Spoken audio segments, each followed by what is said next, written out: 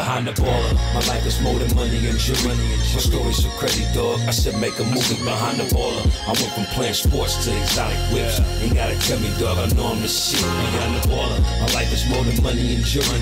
My story's so crazy, dog. I said make a movie behind the baller. I went from music exec to this podcast. Now I finally feel at home at last behind the baller. Yo, what's good, everyone? My name is Ben Baller, not Ben Humble. You are now dialed into a brand new chart-topping episode of Behind the Baller podcast. This is episode 116. Yo, we're about to get into the best episode I've recorded to date. No cap. 1000% the most epic interview I've ever done in my show's history. And of course, we're going to get into the hobby. So check this out. I've been working on something for you guys for a while now. I wasn't sure when I was going to announce it, but this episode is too good and it makes too much sense not to share it here. Let me keep giving y'all some more free game, and I'll tell you why. Ladies and gentlemen, Behind the Baller podcast has now partnered with Rally. Rally is a platform for buying and selling shares in collectible assets. Everything from cars, watches, sports memorabilia, and a lot of what you guys are passionate about is accessible. Or I should say accessible. Hear me out when I say this. Rally gives you access to invest in assets you believe in. This is what I'm eyeballing right now. It's coming soon, but damn, I had to give you guys a little bit of, just like a little notice, okay? They got a 09 Bowman Mike Trout rookie card, orange refractor, okay? I'm not sure what the shares are going to IPO for, but I think this might be a good bet. You can actually invest in all of this, and each offering is qualified by the SEC. Real deal shit. Fully legit. I hope you guys dig it, okay? And don't worry, I'll be giving out more free games soon. Might mess around and do my pick of the week on Rally. Now, it doesn't matter what platform you're on. joinrally.com/baller will bring you where you need to go. This is absolutely the future of collecting, and I want you all to be a part of it. Invest in what you know will make money. That's something that me and GaryVee will be getting deeper into in this episode.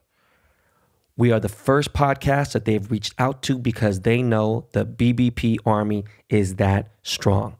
So show me some love by showing them love at joinrally.com/baller. Now, let's discuss really quickly about the stepchildren of the City of Angels. All right, look, man. There is only one LA basketball team in LA, period. Okay? When all these fucking clowns out here, like 5, 6, 7 years ago, were on that Lob City wave, trust me, 90% of them weren't even fucking from here. All right? They weren't born and raised in LA. They just saw something to jump on. Okay? I've never, ever, ever, never in my entire life ever heard somebody say, oh, I'm going to see the, watch the LA team play. Or say something, LA. I don't know not one. Besides Billy Crystal, and I don't fucking know Billy Crystal, I don't know one single Clippers fan, like for real. I'm sorry, you know what? Let me take that back. I think Scooter Braun is like a fake fucking Clippers fan. I don't fucking know. I've seen him. He got season tickets. But Adam and Ryan Goldston are the only fucking Clippers fans I know. And I've only known them for like 13 years. So I don't fucking know. Look, nobody in LA that I know that really reps LA is a fucking Clippers fan, okay? So, look, if you follow sports, then you've already heard it all. You've heard the slander. They got fucking destroyed, okay? It could possibly be the biggest fucking flop, disappointment, just upset, you name it. They just were talking all that shit. Even ESPN, like I'm talking, I watched 3 hours of fucking shows from First Take and on, and they just went in and in and in and in and in and in and in and in and in and in and in on these fucking whack ass Clippers. Okay? just know, like Kawhi, bro, like all that I'm mysterious and weird and shit and I don't smile, that shit is lame as fuck. All right? I don't give a fuck about all that bullshit, man, bro. It's like, come on, man. I'm not with none of that fuck shit. Nobody fucks with New Balance. No one was buying his fucking punk ass sneakers, okay? The last time anyone fucked with New Balance in regards to basketball was in the late 80s for James Worthy, who was a motherfucking Laker legend, okay? Old goofy ass, fake humble, like, and then Patrick Beverly, I can't stand that motherfucker. He like wants to be hated, but he just, you know what? Patrick Beverly, if there was a human version of all black Air Force Ones, that would be fucking him. And not even on the fucking like scary, you know, like intimidating way. He's just fucking whack as fuck. Okay? Now, Pandemic P. Playoff P. Playoff P.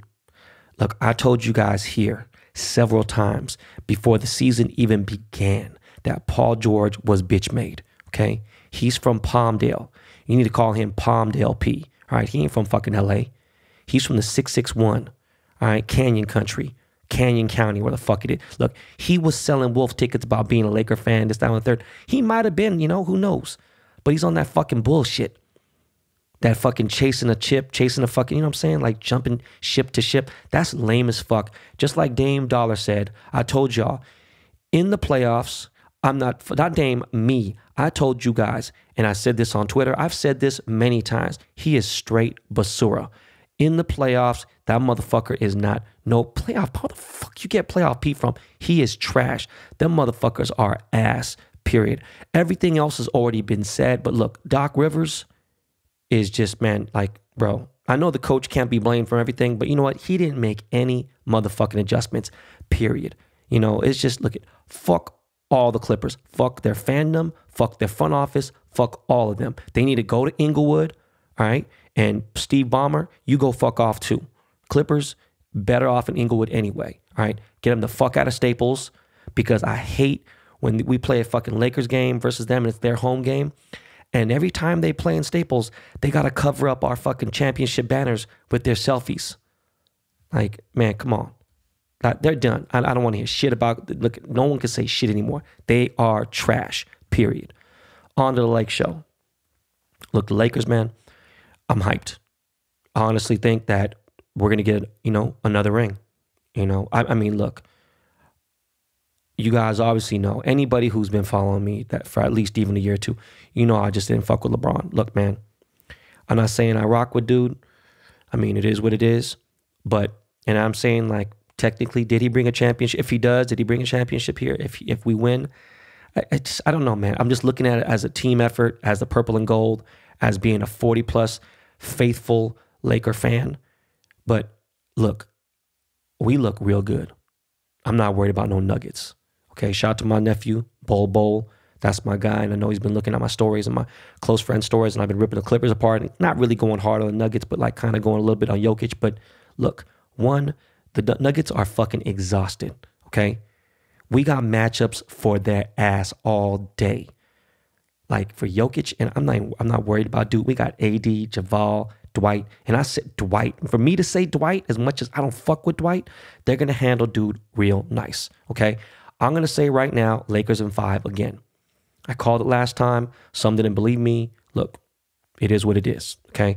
I'm gonna get into NFL picks after the GaryVee interview, but real quick, Logan Paul, the YouTuber dude, he has just signed a deal, a boxing deal, to fight Floyd Mayweather. Yes, that Floyd, the one and only Money May, the champ, all right? Now, I never rocked with Logan at all, and I don't know if it's his brother or him, same shit, you know what I mean? But that shit that they did where they he videotaped himself in the suicide forest area in Japan. Yo, like, I ain't gonna lie to you, when I saw that shit, it gave me diarrhea. I don't know, man. But I'll say this. One thing pretty boy Floyd don't do is play boxing, okay? He will not enter that ring if he is not going to go 200%. That is pure facts. I used to run with Floyd heavy. Yo, he may be 40-something, yeah, but he is going to knock Logan Paul out, period. All right? But, peep game. I got to give Logan his flowers. That shit takes balls, and it takes a lot of heart. He's crazy as fuck, but, yo, man. Okay? So now, On to the biggest interview of this podcast's history. And honestly, I don't know a whole lot about Gary, but we're so fucking deep into his personal life. Look, I think we connected on a different level. I'm really saying that shit for real. I really mean it. I connected with him different than any guest I've ever connected with. And we're closer in age. We had a similar upbringing and similar like shit with school. And you guys know I've been saying this shit. It ain't some new shit that, and I probably think that from all the people he's ran into and he's interviewed or he's encountered, I think the feeling's mutual. Like there is so much free game about life and business in this interview that, man, like, look, fuck it. Look, Miles, let me hear some of that brand new Lakey Lake. Yo, yes, we got new Lakey beats, okay? And we'll be right back with this Gary fucking V interview.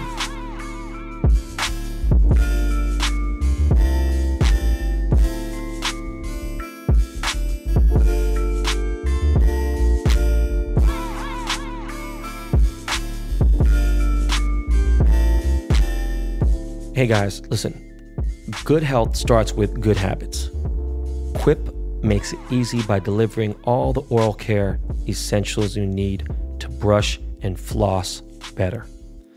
The Quip electric toothbrush has timed sonic vibrations with 30-second pulses to guide a dentist-recommended 2-minute routine, and there's even a size-down version designed for kids. Paired with Quip's anti-cavity toothpaste in mint or watermelon, you get all the ingredients teeth actually need, and none that they don't.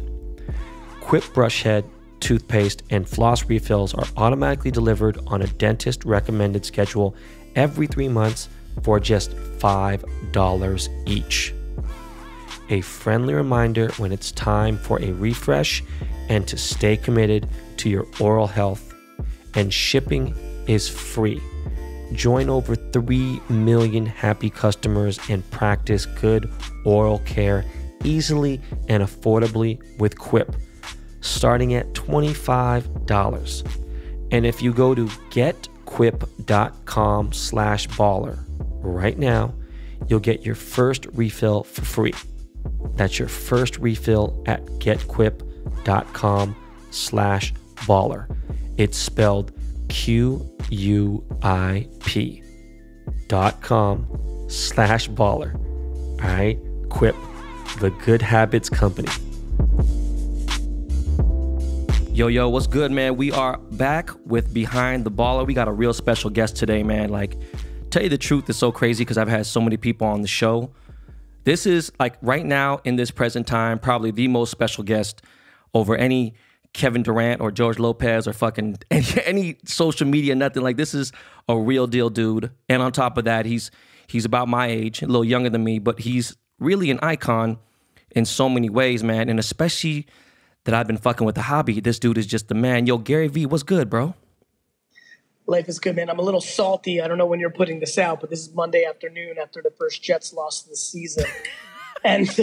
And bro, I got to tell you, like, all losses come in different shapes and sizes. But when you play the way we played yesterday, and I'm very realistic. I knew this was going to be a rough season in some ways, or tempered expectations, but I'm salty as shit. So you're catching me in a mood. So, hey, thank you for the hospitality. I'm really glad we're doing this. Nah, really, this is really a long time, overdue. This is like a long time coming.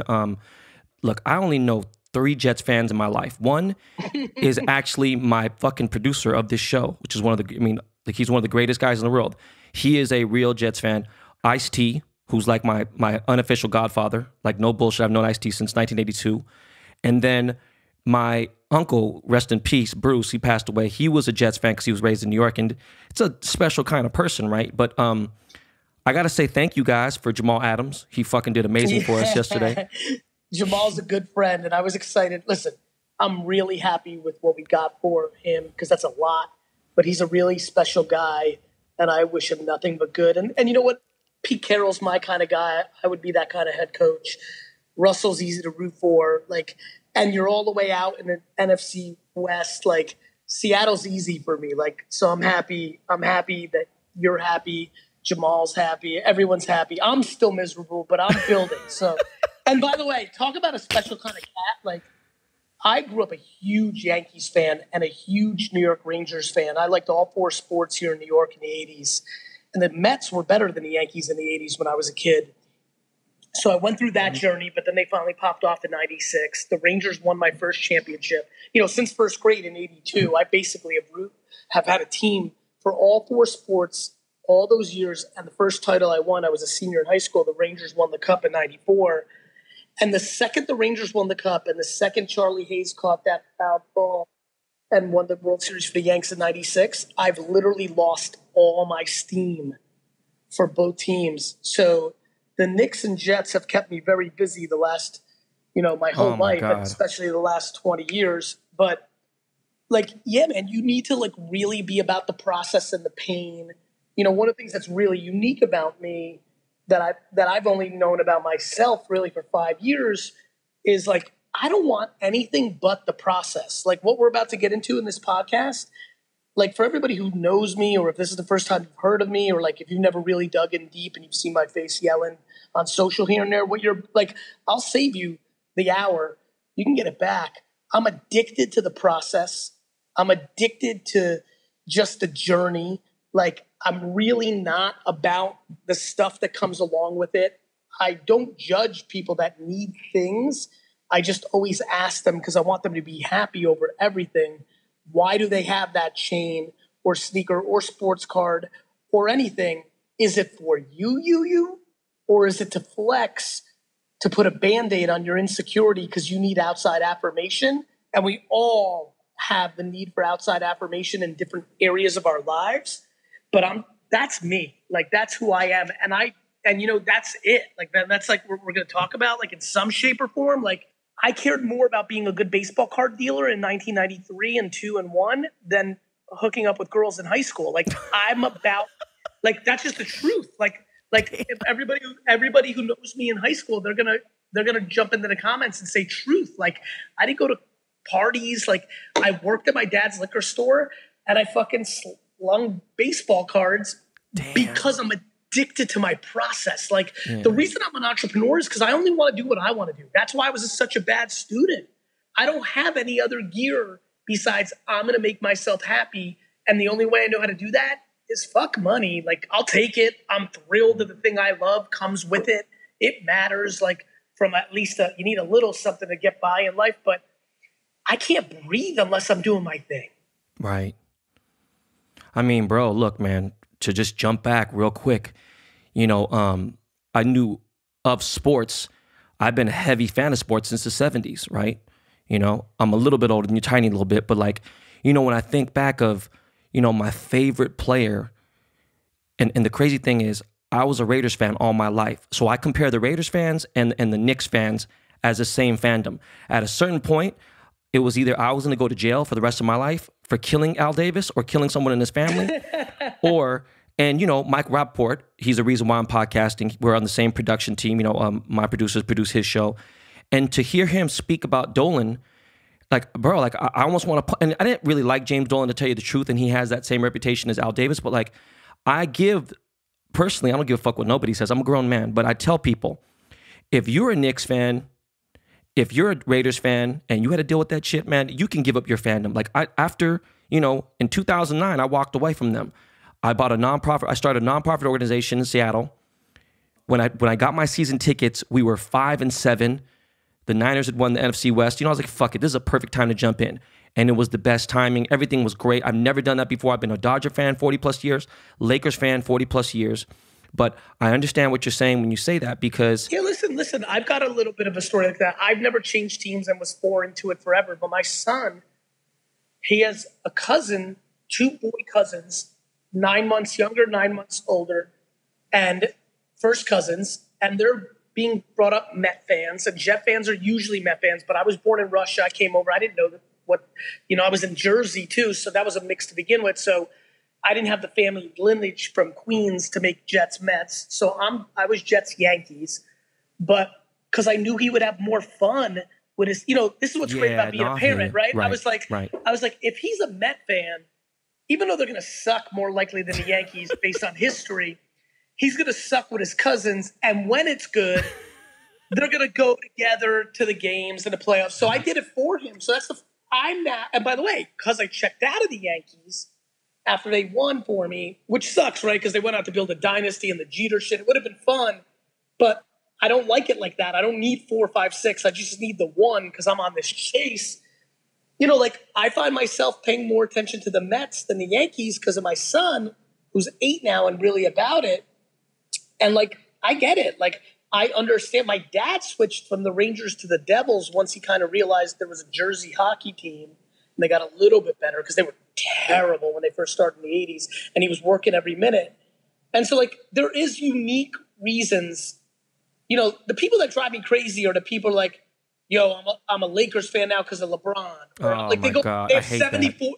They have 74 teams, and it's always whoever. I call it the Robbie Turnick rule. Robbie Turnick, big shout out, my best friend growing up in the 80s. He literally was a Bears fan in 85, a Giants fan in 86, a Redskins fan in 87. Like whoever won the Super Bowl was his squad. So, to me, I brought up the kind of like lifestyle. I view sports the same way. If you need to feel better about yourself because Steph Curry is successful and you're going to wear his jersey, I'm not going to make fun of you.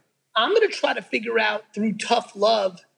Like, to me, it's like, I'm going to poke your zit, not to make fun of your zit, but to tell you to like clean your face with better soap. Or if you're upset about zits, by the way, or like stop eating candy. Like, I'm not going to say that you're a loser because you're a Warriors fan today and tomorrow you're a Raptors fan and now you're a Heat or a Clippers fan. I'm going to say, you clearly need that self-esteem boost, and you need to go within yourself and realize that you need to find a way to feel confident and happy because of you, not by renting it from someone else, which leads to that fucking kind of behavior. And I've never heard anybody articulate it that way, which is, crazy because I've been everywhere. Just like you, I've interacted with millions of people, and that's amazing. And to conclude, so we don't talk about New York sports anymore, my favorite football player up until he retired, which is crazy. He wasn't a Raider. My favorite of all time up to that point was Lawrence Taylor.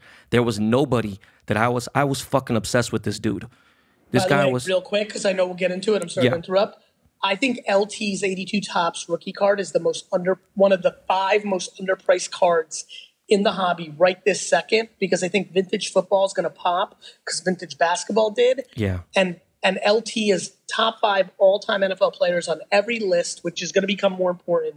And the pop is low on the PSA 10 and the BGS 9.5s. And he's LT. And it's a sweet-looking card. And New York rich people in their 40s and 50s are going to get involved. 100%. And they're going to want LT. You're so and right. I think LT, and I'm a Jets fan that hates the Giants, so I hate LT. But he's an icon, and nobody had more swag. And what year were you born? I was born in 73.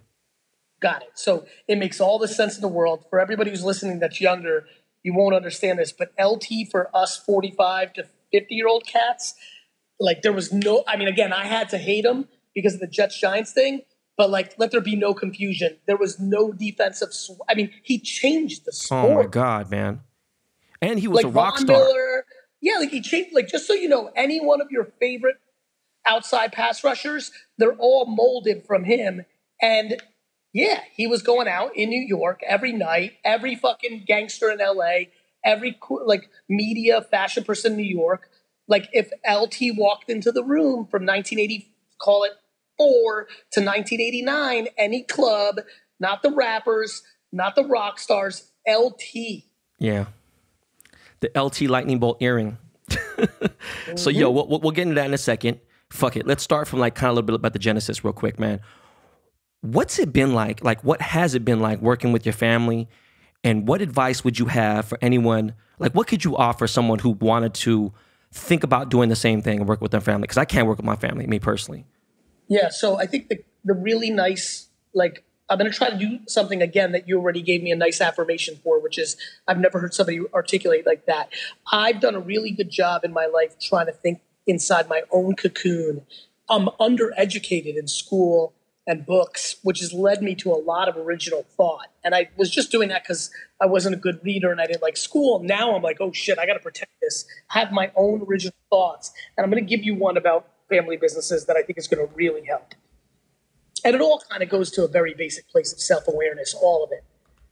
I think if you're listening right now and you're debating like going into your mom's business, your dad's business, you don't like your job anymore and you're a lawyer, but you actually want to help your mom and dad.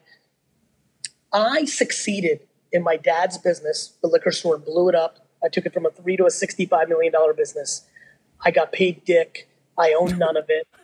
And it's because I knew what I was signing up for and I was self-aware. I, at 22, was so thankful that my parents immigrated to Russia. They taught me right. My mom loved me like nobody's business. I fucking obsessed with my mom. My dad, because I started working in the store at 14, taught me to not be full of shit, which made me not full of shit because he scared me. Like my dad thinks if you lie, my dad thinks if you kind of exaggerate, you're a piece of shit. So I got real shook because I'm real salesman. You know, I'm me, right? Everybody, yeah, for sure. I'm over the top. I'll just sling it. And he really saved the people that think I'm full of shit in the hobby, for example, or definitely like in the world. I never get mad at them because I always wonder, was I born with it, but my parents took it out of me, right? Like my mom made me confident, so I'm not insecure, so I'm not trying to hurt people. And then my dad demonized the fuck out of lying. And it like really shook me because at that point I definitely had gift of gab at 13, 12, at baseball card shows at 12, 13, like even at my dad's store at first, like, you know, I was a street kid. Like my parents didn't buy me anything. So like you had to kind of like, you know, I always love when fucking people that were fed their whole lives and taken care of judge people who don't have shit. You know, like you don't know like what it feels like I want a Nintendo like every other kid. My parents were like, cool, go get it. Yeah. So of course I have work ethic. I fucking shoveled your parents' fucking yards and fucking sold lemonade and fucking bought Eric Davis rookie cards and flipped them. Like I was trying to make it out here at 12. So anyway, nonetheless, I knew that I was going into my dad's business to help him. I knew that I was going to build it. You know, I knew that I was fucking talented, that I had it. And I knew that I was going to get dicked. I knew I wasn't going to own any of it because he's old school immigrant. Like, you know, you probably know this, Ben. But Come like, on, bro. This, Your dad sounds like my dad, bro, but go ahead. So my dad was like, you get this business when I die. And I'm like, cool, man. First of all, I hope you die at 90 and I'll be fucking 70. Like, I don't need that fucking, who the fuck wants that? Yeah. And I had a pickle because I knew I was the guy. And it happened. I took the fucking business through the roof, changed my parents' life, changed my brother's and sister's life. Like I did that. And by the way, along the way, I got fucking paid 50, 60, 70,000 a year. If I was doing that for somebody else, I would have been paid $1 million a year. So it gets me all sorts of smiley when people try to talk shit about me like, yo, but he was handed a multi-million-dollar business. I'm like, motherfucker, I got hosed more than all of you. If I just went to get a job, I would have fucking made $1 million a year building some business for somebody.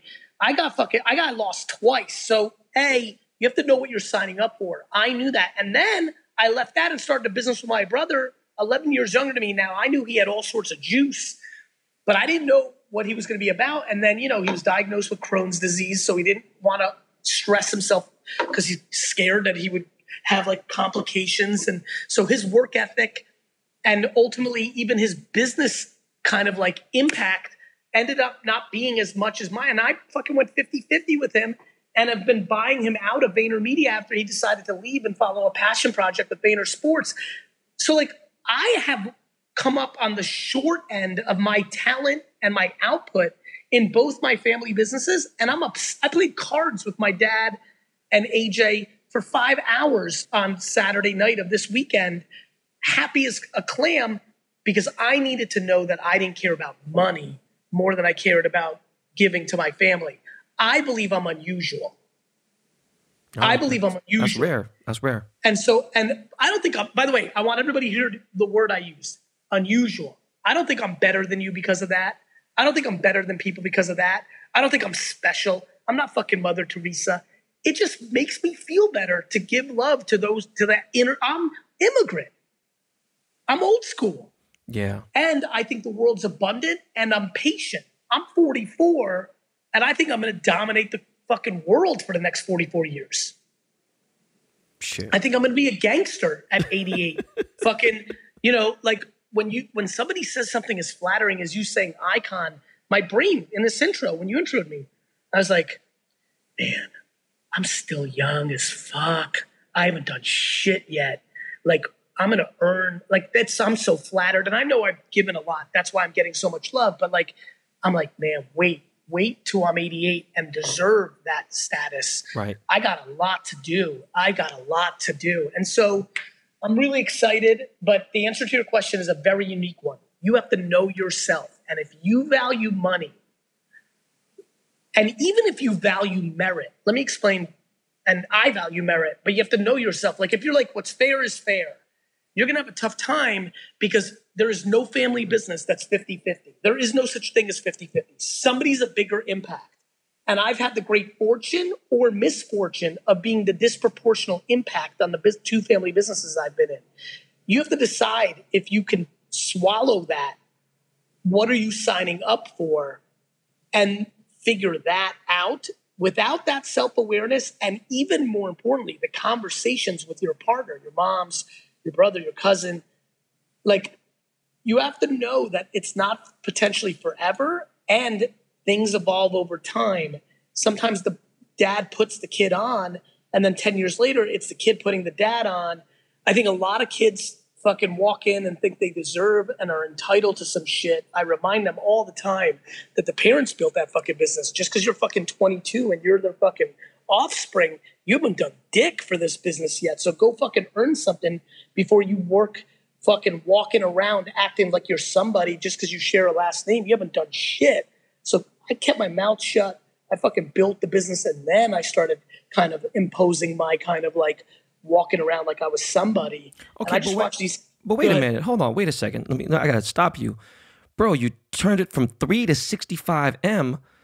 Bro, you're telling me you don't feel like you deserve some of that money? Like, Bro, listen, I'd be completely full of shit if I didn't have nights I cried and resented. Of course I did. It hurts when you build something that big and you kind of wake up and you're 34 and you're going to buy an apartment and you own nothing. You own nothing. Like, the bank's looking at you like, yo, you can't get this mortgage. And I'm sitting there like a fucking dick, like, fuck.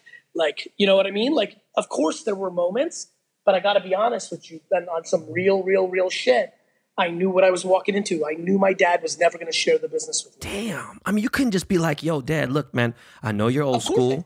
I know everything else. But listen, stop fucking playing games. Just write me a check for $5 million. Well, first of all, just because the business goes from 3 to 65 doesn't mean. Yeah, I know you know. So, like, but people get confused, man. Like, it's fun to talk about this on long podcasts. Like, people are like, yeah, but still, I'm like, bro, my dad's business did 3.8. We got 380,000 in gross profit, and then we had expenses. My dad, like, are you kidding me? Like, every kid on Instagram is flexing more than my dad was. We were old school 90s fucking, like, 80s business life. So trust me, no, I couldn't do that, especially because once I started building it, my dad got big eyes and we built a huge business. We built a 40,000 square foot store because my dad is old school. He likes building things. So now we're in debt, even though I'm building the business, because we're building a fucking $10 million building, right? Listen, 40,000 square foot liquor store? Yeah, bro. Next time you're in New York, we'll schlep over to Wine Library. Everybody who's listening, if you're in the Jersey area, Springfield, Milburn, Short Hills area, you know Wine Library. You said 40,000 square feet, right? Yeah, 2 stories, 10,000 square feet of fucking office space for the internet company that I built, winelibrary.com, and now winetext.com. Definitely sign up for that if you buy wine. So, yeah, man, I fucking, like, holy shit. When I was 30, I started having problems. 22 to 28 was a breeze because I knew what I was signing up for. I was invigorated by the action. I fucking was making it I was watching me build this shit for my parents. I was pumped. I got married at 28. Now I got to start thinking a little bit about my own family. It started kind of like being like, wait a minute. And then at 31, 32, it was like, okay, I'm in a shit spot. I don't make any money. And I'm building a monster. And when I inherit it, when I'm 70, I'm going to pay fucking inheritance tax on something I fucking built. So like you could start feeling the energy building. And bam, basically it's not super complicated. I decided that I was going to build something for myself. And even then I kind of quote unquote fucked up because I shared it halvesies with my brother. And like, you know, like fuck bro, like I can't cry about the dollars because I'm about the dollars, but I'm not about the dollars. And so it hurts. But I know that everyone who's listening right now, like, I know because I've lived life. 97% are like, fuck you, Gary. I can't do that shit. Right. I'm one of them, maybe, dude. I might be like, fuck you. Like, I don't know. That's just, you know. By the way, I'm like, fuck you to my own self. Like, who wants to live the 22 best years of like, I've given up my 22 years of my first chapter of my career, and I have like 25 cents on the dollar of what I fucking earned. Oh, shit. Oh, my God. So I remember a couple of years ago when we had tweeted each other, whatever, and you're like, yo, have you signed up for my app yet? I'm like, what fucking app? What are you talking about? Like, you know, like I thought you're a motivational speaker, had no idea. You know, I mean, of course, I heard the name a bunch of times, didn't know where to put it. And I was like, okay, wine. This is something that my wife is heavily into. That's why she was like, oh, what app? And then my sister is big, you know, and every time I'd be invited to go to Napa and stuff, I'm like, I don't give a fuck about nothing. I just like Opus One. That's all I care about. Then I started like really like drinking random things. Like I'd be like, oh, what's Camus? That's pretty good. You know, whatever. I didn't know. And then I started obviously buying stuff from a wine library. And I didn't know where the correlation was. Now that I realized that you grew up in a liquor store, your dad owned, why wine? Why not tequila? Why not vodka? Like or was, you know, why not another liquor? Why was it wine? So I started working in my dad's liquor store in 1989 when I was 14. I started my own baseball card business a couple years earlier, and I was making $2,000 a weekend selling baseball cards. Really balling, right? Like that's real money. That's crazy money. Yeah. Like for any 14-year-old, especially one that came up from nothing, and especially kids, don't forget, no internet, and things cost different. So that 2,000 feels like 20,000 now. At least 5 to 7. Maybe 25, 40, yeah, way more. Yeah, maybe. So I'm living, and now my dad, I turned 14, and my dad's like, you have to work in the store on weekends and holidays and vacations. Like, that's the family business. And I hated it. Right. My dad paid me $2 an hour. I bagged ice for 15 hours a day in the fucking store. It was the worst. Shelves. It was called Shoppers Discount Liquors. So here it is called Shoppers Discount Liquors. It's a liquor store. But it was on the corner. Literally the store in the parking lot sat on the town line between Springfield, blue collar, and Milburn, more upscale. And what happened was we were a liquor store, but I started seeing people come in, and they were always coming in asking for wine. And I didn't think much of it, but then I did see in the displays when I would pack the wine, there'd be a sign, and it would say 91 points Wine Spectator, 92 points Robert Parker. And I was like, what's this shit? And it kind of felt a little, and then, bro, I'll tell you exactly what happened. Some guy came in and asked for Camus, Opus One, Silver Oak, Chateau Lafite, all the shit, 2 of the things you mentioned. Right.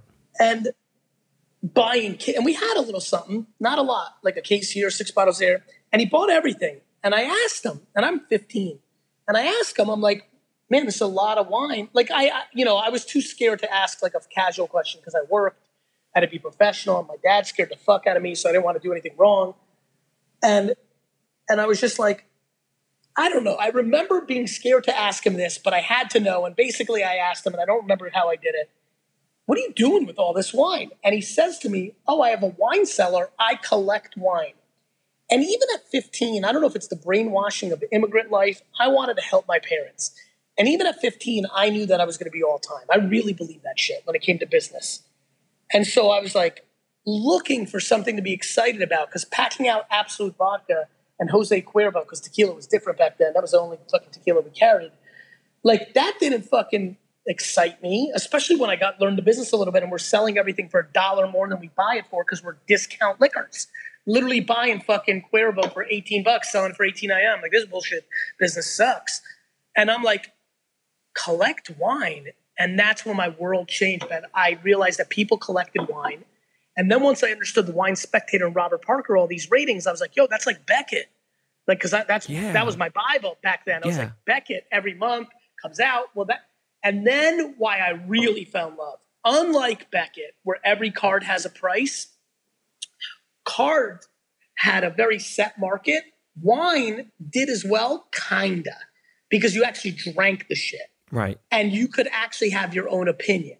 And so, for example, in that Camus and Opus land, there's a wine called Joseph Phelps Insignia. And I loved it in my early career when it was in the 30s and 40s. And now it's like $250. And I think it's super overpriced and average. Right? So you could have your own opinion. And not that my opinion on Insignia is right or wrong. It's mine. And what ended up happening was there was storytelling in wine. And like the vineyards and who made it. And you know this when you go to Napa, they fucking romance you with a million things you actually don't give a fuck about. Yeah, but stories. I did give a fuck about it. I was like, that's interesting. That's cool. And I started selling wine. Like, yo, the winemaker at Opus left and started this. And people are like, yo, word? And they would buy a case. And then they come in and be like, yo, kid, I fucking like that wine better than Opus. What else you got? I'm like, oh, shit, I got to learn this.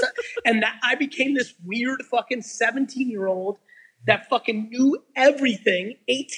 Everything. I would sit in class, man, in high school. Class would start, and I would literally open my book bag and take out the current Beckett and the current Wine Spectator and sit there and fucking read it and look at my teachers like, what? I'm not about your school life. Give me an F. I don't give a fuck. That was actually my high school career. Damn.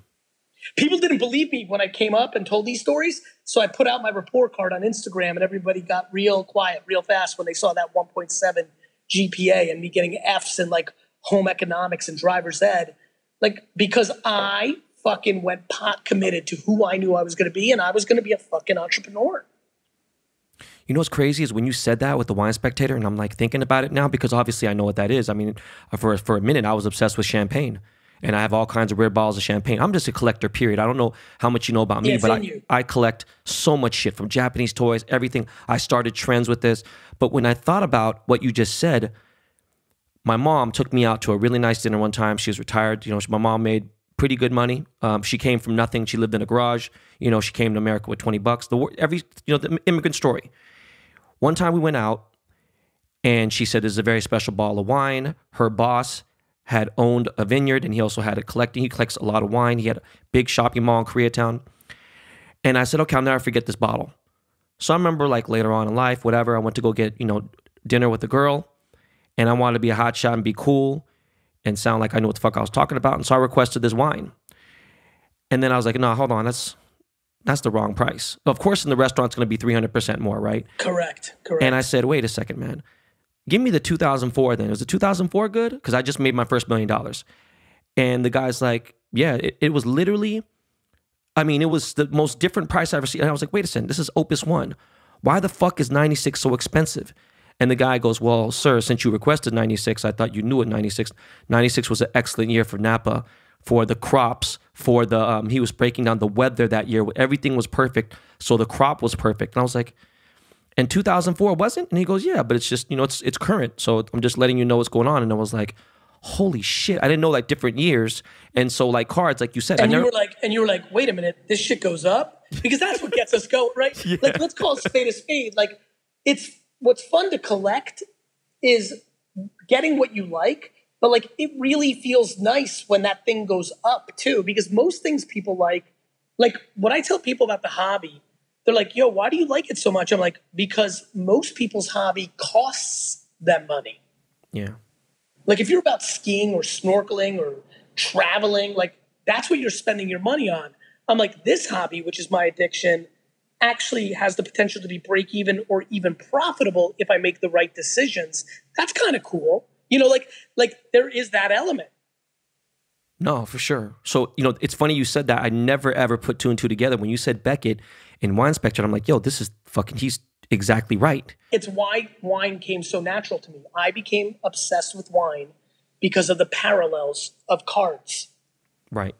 So then how the hell, and I would love, this is the $1 million question, how have you become so good at anticipating which apps and companies will blow up and will be the next big thing? Because you've hit, like, I know about the Uber thing and you're like, fuck, I regret it, boom, but like, that wasn't the only one. There's been a bunch. Like, how the fuck, don't tell me you're just lucky.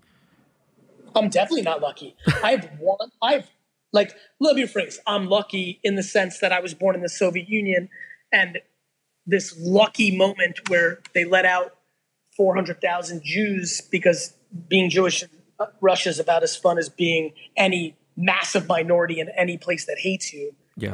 And the Soviet Union hates Jews during that era, post-World War II. They were to blame. So I got lucky by having the best mom. But when it comes to what I do for a living, that was a natural talent that I observed subconsciously and honed my skills at. And that skill is what brought me back to sports cards recently.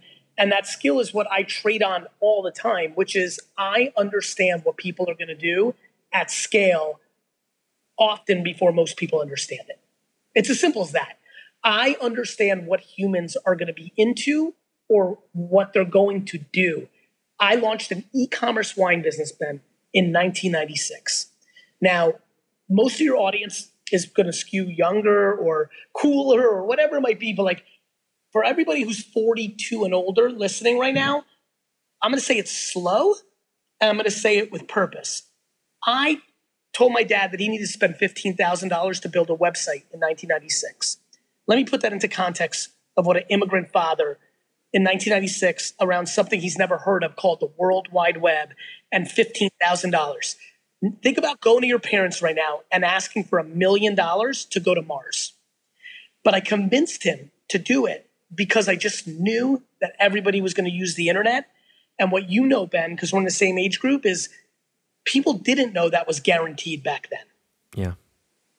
It was, people called the internet a fad. Like people, and by the way, tell them, everybody who was on the internet was the nerdiest nerd, science nerd dude you ever seen. Straight geek. Geek. Yeah. Like I didn't even consider going on the internet, and I wasn't cool by any stretch. Like I was like whatever, but like I was pretty geeky in that I cared about, like, business was geeky. Like when I made that statement and you giggled, it was a good indication. Like now, bro, I missed my era to be in high school. Now I'd be killing it. Like if you're an entrepreneur now and you know how to make money, like that's cool. But when I was a kid, bro, being an entrepreneur, slinging baseball cards, I was a geek, right? Like unless you were selling drugs, that was cool. But like if you sold anything else, it wasn't. And I was selling other things. Selling comic books and fucking doing garage sales and fucking hustling sports cards was fucking nerdum in the 90s. Now, if you're making, like, it was crazy, Ben. I was making $2,000-$3,000 a weekend, and not my friends, nor my teachers, nor my friends' parents thought that was good on some real shit. Why? Everything was everyone was like college. Oh, yeah. No, come on, trust Remember? me. Yeah, 100%. Remember? You could be making real money. And like, so anyway, nonetheless, that I know what people are going to do. I knew that I sold all my baseball cards in 93 because I could sense it. Because I'm an artist. I can be at a card show in 1993 at the High Bridge Fire Station, and I could smell it. Like an A&R smells a celebrity, like a star. Yeah. Like I could smell baseball cards were over, and literally at the show, I went around to all the dealers and sold all my cards. All of them. I had no collection. Gone. That was it. I sold them for like 60 cents on the dollar. 4 or 5 dealers bought me out, and I was no longer in the baseball card business. And 7 months later, the whole market collapsed. Fucking nuts. So what I do now for a living is I watch the streets. Like, you know, in hip hop terms, it's like keeping your ear to the streets. In business terms, I'm not just talking about rap music or how to stay out of trouble or gangster life or fucking just like culture or cool. I do it for everything. What are yoga moms in Seattle doing? What are 80-year-olds in fucking Florida retirement homes doing? What are immigrants in Texas doing with $1 million a year, with $100,000 a year, with $1 a year? I'm paying attention to humans every second. And that's why I've been so consistently right, because I'm not guessing. I'm watching. I'm like a cobra in the grass. And when I see something that has a little bit of like juice to it, I'll dig deeper. Bro, I went to the National Sports Card Convention in Cleveland 3 years ago, incognito. Right. I didn't say a word. I had a big social media profile. A couple of people recognized me, but I kept it low because I was smelling. I'm like one of those fucking dogs trying to real like, shit, you dude. know? When I go to jewelry conventions, I can't even fucking walk in, bro. I don't care where the fuck it is. I could be in Hong Kong and I can't walk in, bro. I will get completely harassed. It's bad for business. Right, It's actually because you built up. And guess what? This next national in Chicago in July, I won't be able to be on the low. People are gone, and that's fine. Because even when I'm not in the low, even when you go to toy conventions, and I want to go to one with you in Asia, by the way, you're gonna like this. I can't even believe I didn't tell you this part. Sold all my cards in '93, excuse me. By the way, if anybody's listening to this that went to high school with me in 1990 to 1994, please put this out on social media how true this story is. I sell all my cards on a Sunday. I go to school on Monday, and I ask every kid in my high school to buy their Star Wars figures because I had heard at a comic book store 3 months earlier that Star Wars was going to be rebooted in the mid-90s. And in a month, I took all my money from baseball cards, and I bought every Star Wars figure in my high school, all of them. I'm talking 5,000. I had 6 snaggletooths in the Sears Cantina blue outfit. Like, I went off, and I went hard on toys from 94 to 98. Yeah. You know, I did the same thing with sneakers. So trust me, like literally to the T. Bro, it's what all the sneakerheads are about to do with cards. And it's funny because I see the memes now. Nice Kicks posted a meme the other day. They're like sneakerheads and the Grim Reaper. And it's like, okay, they destroyed the sneaker game. Boom. Now they destroyed Bitcoin. Boom. And then it's like they're right in front of the door. And on top of the door, it says the hobby, sports cards. And I'm like, oh, fuck me. And, you know, to be honest with you, because we're getting into the hobby in a second, but I'm just saying it's the sneaker shit. I saw it from such a far distance and I was like, yo, and people are like, man, you're tripping. What are you doing, bro? What if this flops? And I'm like, let it flop. I'm telling you right now, the momentum, this feeling inside me, it's not going to flop. Nike's about to go into fucking overdrive. They're about to go into fucking 17th gear when no one's ever heard of 6th gear.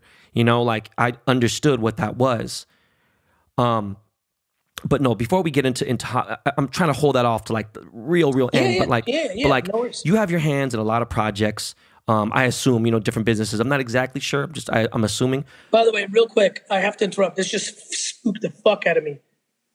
Bro, your mother, you know, it's so funny. My grandmother passed away 18 months ago. And she was the only grandparent I knew. And she was a rough fucking gal. Like gangster Russian lady, very pessimistic. And my dad has some of her pessimism. And I think I built up a lot of resentment towards my grandmother during this time when I struggled with my dad, working with him, because she raised him and implemented into, and even like in her final years, I wish I had a little bit of a better relationship with her, and she had Alzheimer's. But it's funny, we've always been trying to figure out if we have a little Mongolian in our family on my dad's side, because my sister's got that gene. I just looked at your mother I'm looking at your Instagram while we're talking. Right.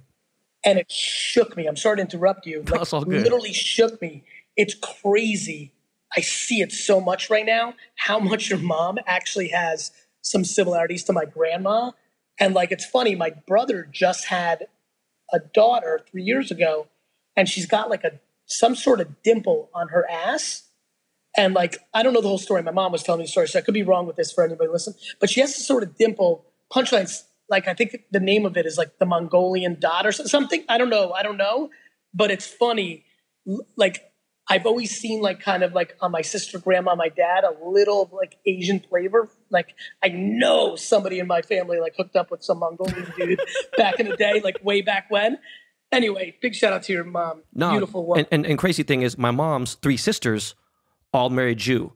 So a big part of my family, right? Yeah, dude. So a big part of my family is Jewish, and like, you know, my cousins are Jewish. They went to the first Jewish high school that like in the certain area. I was good friends with a lot of Russian Jews. So come on, man. Like I've been honorary, you know, I've been Oriental, for so long. It's all the same flavor. Anyway, go ahead. No, it's just funny because thinking about it. By the way, first of all, seeing a Mongolian person speak perfect Russian and you think this motherfucker's Chinese, you're like, what the fuck? Yeah, and people are very confused of the Asian Russian thing. That crew, yeah, they're the a lot especially of them are the Kazakhstan. You know what I'm saying? Yeah.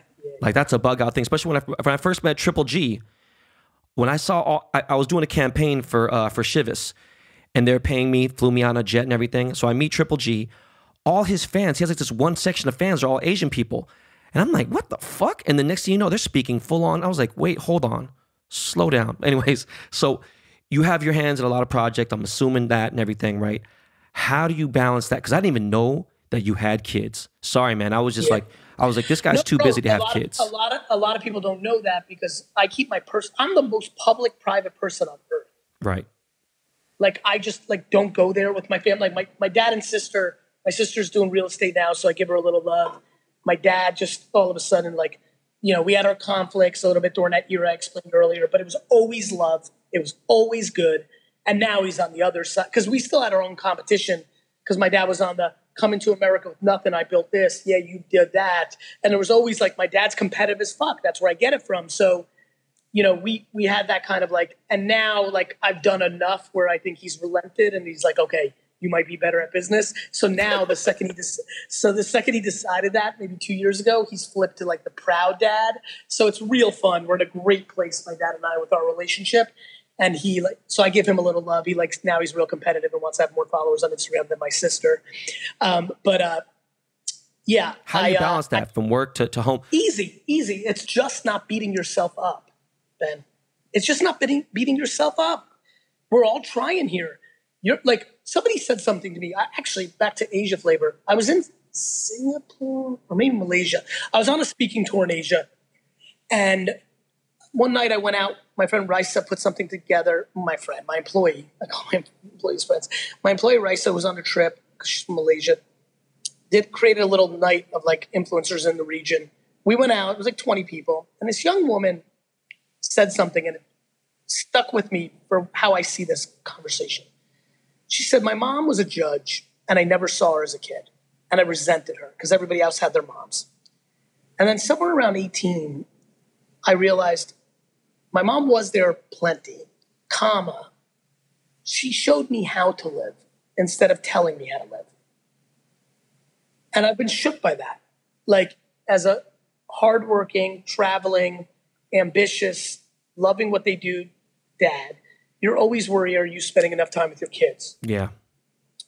And, as the recipient of not seeing my dad until I was 14 and started working in the store, because he literally worked the immigrant leave before I wake up, get home after I fall asleep for the first 14 years of my life. Well, the first 3 years he was in Russia, but I don't remember him. And really from 4 to 14, my dad worked every minute. I have such I just got done saying it. I have such an insane relationship in a good way with my parents. And I didn't really see my dad. He didn't go to my dad went to one Little League game. I played Little League for all those years. He went to one. My dad didn't come to school functions. My dad was not involved in my childhood. But it's so good that, not that that's guaranteed for me and my kids. And I'm I go to everything. I'm zooming in to I'm in it. And so, not to mention I'm home on the weekends and my dad wasn't because the liquor store was busy on Saturday and Sunday. And we take actual vacations. I took 2 vacations in my entire childhood, both to Disney World, and my dad didn't go to one of them. So I really lived it, Ben. Really lived it, man. So I'm not fearful of it. And I also don't beat myself up. I go to everything. And if some major thing for VaynerMedia, a $23 million opportunity with Toyota came up and I had to go to Japan and it was a recital and I decided it was the right thing to do, I would go to fucking Japan and I would try to zoom in on the recital. And let's say the time difference didn't work or I was on a flight, then I would overcompensate around the recital. But I'm not some sort of I think parenting has become, I'm not going to judge your parenting, Ben, you and your wife. Yeah. I'm not judging what you guys are doing, and I don't have any interest in anybody's opinions about how I'm parenting because nobody knows the details of 100%. Anything. The end. Period. And what's funny? Period. You said, period. Nobody knows anything about my home, none of that shit. Ben, that's actually the biggest conversation we can have here to help the kids and the grown-ups that are listening. Why would you struggle with people saying you're full of shit or you suck or fuck you in the comments section when your own fucking parents and cousins and best friends actually don't know you fully? Damn. Right? Yeah, that's fucking... Bro, that's what makes me breathe. That's why I can put myself out there. Yeah. Because I don't like being disliked. I don't like being disliked by somebody who's a baseball card dealer for 25 years and thinks I'm up to something bad because this is their beloved hobby. I hate that type of shit. Yeah, that drives me crazy. But what you just said right now just fucked me up. It literally put a pause in me.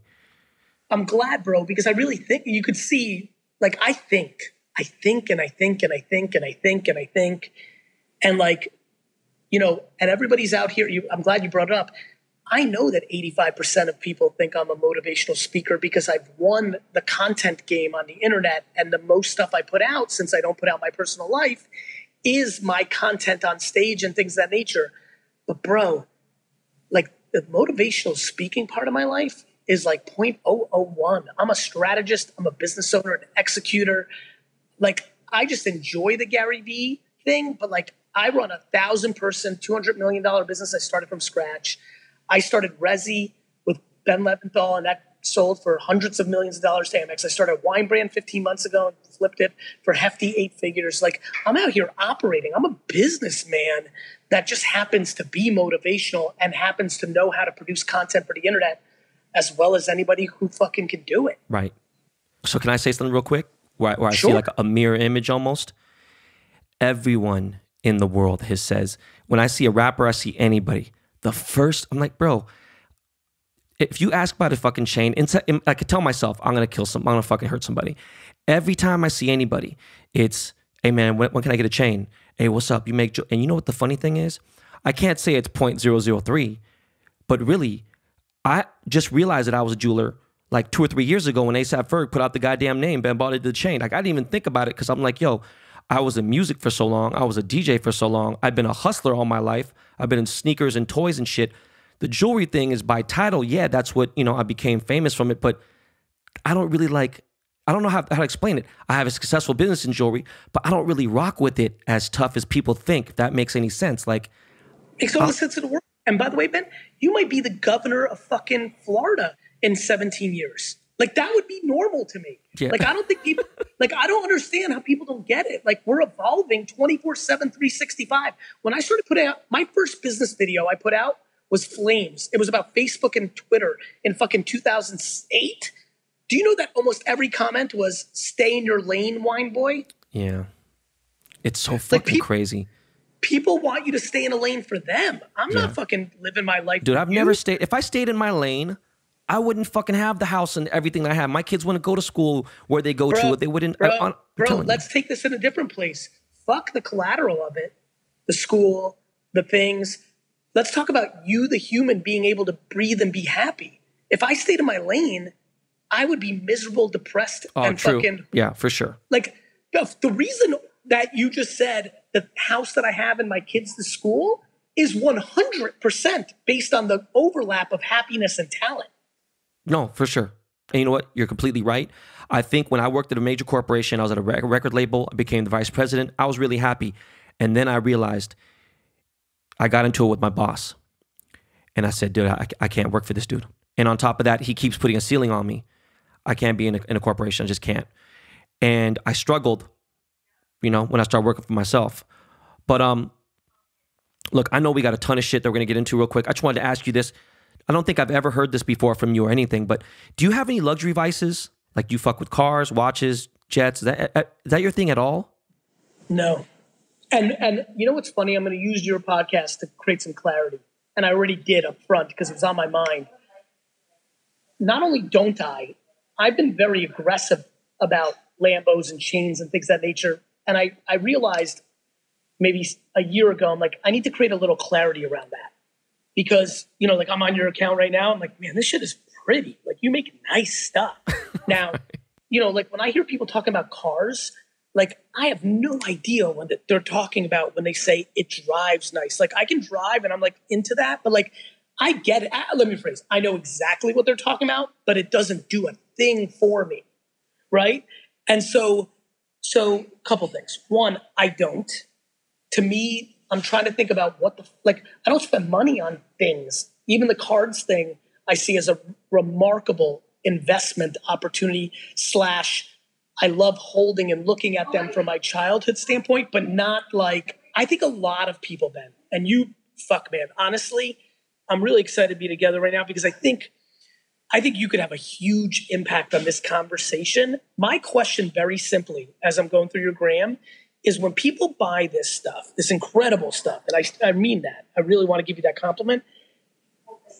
What's it for? Like, there's a lot of people that buy it because it's part of a persona and a story and a narrative. Makes all the sense in the world to me from a business standpoint. An ungodly, and this is just facts, an ungodly amount of people buy cars, vices, 100% to position themselves in other people's opinions, to show them that they're successful because they need that for their self-esteem. That person is the one I try to talk to about, like, look, buy whatever you want. But if you need that stuff to show your mom, who didn't believe in you growing up, that you made it, or your aunt, or to show your neighbors or the kids that pissed on you and beat the fuck out of you as a kid, if you're using it to fill the gap of an insecurity, you're going to get vulnerable, because what's going to happen is you're going to get into the cocoon. And keep doing it, yeah. Yeah, bro, somebody's always going to buy a bigger chain. Somebody's always going to flex a bigger stack of cash. Somebody's always going to get, like, it's going to happen. And you're going to, whereas what I want for those people is, like, be in the process. Be in the process to be able to afford. The fact that I know I can afford everything is a nice competitive feeling. But more importantly, even that doesn't get me off. That to me was my dad's thing. That's what got him off. For me, it's just, I like what I'm doing every morning. Like, I want to do what I'm doing. And if I can afford to do whatever fuck I want to do, whatever company I want to start, sell whatever company I want to sell, move my attention to whatever I want to move, that excites the shit out of me. Freedom, bro. I'm out here for freedom. 100%. I think that, when people started realizing, when I started my podcast, I said, look, man, money buys convenience. And that's right there. That's you. What more could you ask for? You're looking for Gucci and all this other shit. And I'm telling you, the shit buys convenience. And there's a lot of other things you could do with it. But it also could buy a lot of laziness, because it's happened with me, even in this pandemic. But let me co-sign what you said. And, the first time I bought a Rolex or a BMW, Dr. Dre gave me a big check. And he asked, why'd you buy it? I said, man, because that's a symbol of success. And he didn't really want to say anything about it. He was just like, look, man, he said straight up to me, and he's lost all his money. He got hit, did a bad deal with Suge, did a bad deal with Jerry Heller. And he's like, look, man, making $1 million is easy. Keeping it ain't easy. And it stuck with me. So, I always act like, and people are like, damn, this dude Ben's trading cards for, gift cards. He's doing this shit. Like, he's acting like he's broke. And I'm like, bro, I try to be as normal as possible. Fuck the $1 million cars that I got and all the other shit. Look, I chopped a lot of fat this year. Gary, you'd be proud, man. I went from 8 cars to fucking 4. I should get down to 3, and 3 is going to be like, I won't get it less than 3. I had 69 watches. I'm down to like 13 watches, and I'm probably going to get down to 4, right? I don't really wear any chains at all. I have a small... Let me ask you a real question, because you're going to help some. Man, I'm excited right now. Let me ask you a question. Why? Is it because the pandemic was coming, you're like, let me get smart? Is it because you wanted to take those dollars and invest or buy something else? Is it just doesn't feel the same? You're not in the same place in your soul and your brain no more. Why? And give me the real answer, because we're out here, like, every time I do content, the reason I think I'm where I'm at in my career right now is I'm out here bleeding to bring value, because I want admiration. I don't want people's money. Yeah. I want admiration. No, let me tell you something real quick. First of all, to rewind a little bit, understand, I've been a car enthusiast since I was a little kid, right? Obviously had aspirations of owning an exotic car one day. Boom. It was the first thing I bought with my big money. I love the actual feel of driving a car. The thing is, some people do, some people don't. Some people actually have, gone to racing school. There's some kind of joy. There's obviously a rush that I get from driving 185 miles per hour. Cool. And doing certain things, yes. And I love... Yeah, I would shit my pants, because I'd be like, I'm going to die, and that sucks, because I got real shit to do. Right. And fucking, this adrenaline's cool and all, but I can get that adrenaline opening up a fucking $4,000 pack of cards or watching my bullshit Jets play the Niners this weekend. Yeah, I get it. So the funny thing is with the cars, I will say this. I've lost a ton of money in cars. I've also made a lot of money in cars. Just like, it's like baseball cards. It's like shoes. It's just way higher stakes. So there have been a couple cars that I bought at like, 350, 400 grand, and I sold for like 150 grand over sticker. Then, over what I paid. And then, you get to be at a certain relationship with Ferrari, And now at that point, you're family. So you don't pay over sticker anymore for the cars. It happened with these cars. So I was like, look, man, I have 4 cars sitting in the driveway that I can't drive anywhere. Where the fuck am I going to go? My son has respiratory illness. I don't want to risk COVID. We're quarantining. This is fucking stupid. I'm paying fucking $60,000 a year insurance. This is dumb. So I decided, you know what? Let me get something that's vintage. Take those 4 cars, get a vintage car that I always wanted on some Ferris Bueller's Dad shit, and basically let that shit accrue. It'll always be, it's already hit where it's just gonna go nothing but up. So I did that, so at least it would sit and it'd always be on a battery tender, and I got to worry about it. That was one thing. The second thing was, I'm not as Ben Baller as everyone thought. I think if anything, I was maybe. By the way, maybe not even as much as you thought. Maybe as much as I thought too. I just felt like, you know what?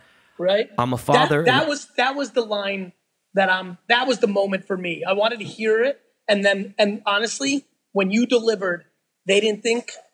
I literally felt it. I'm like, he didn't think. Yeah. Because it made sense where you were, but it changes when you're there. Bro, this is why I tell everybody, you think money's going to make you happy? I know more millionaires that are on the verge of fucking ending it than anything else. No, real talk. It's the realest shit. I was so much happier during my broke times in Koreatown and everything. Why? You know why? The process. Yeah. Bro, the process. This is what I'm trying to help businessmen and women with. Everybody's infatuated with Kobe because he deserves it. And everybody always talks about like he fucking loved being in the gym. And I'm like, bro, that's what I do every day. I'm in the gym. Yeah. No, you are. Fall in love with the gym. Of course you'll hoist up a fucking championship trophy if you're in the gym. But the crazy part is I forever, from 2005, even though I've been Ben Baller since 92, from 2005 to 2017 or 18 even, I always told people, oh, it's Ben Baller, it's Ben Baller. I try to not use the name. Social media, it's a different thing. When I'm out in public somewhere, it's always Ben Yang. I say, oh, it's Mr. Yang, it's Yang. I really don't even fucking try to put that name out there. I'm embarrassed that my kids' teachers know who I am. They're like, who's Ben Baller? Oh, no, it's Ben Yang. Listen, don't ever use that name, please. We're not rich. We're not rich or anything. I drive them to school in a fucking minivan. I don't want them to sit there and be like, yo, Dad, why don't you come? I was like, no. Listen, that's not what's going to happen here.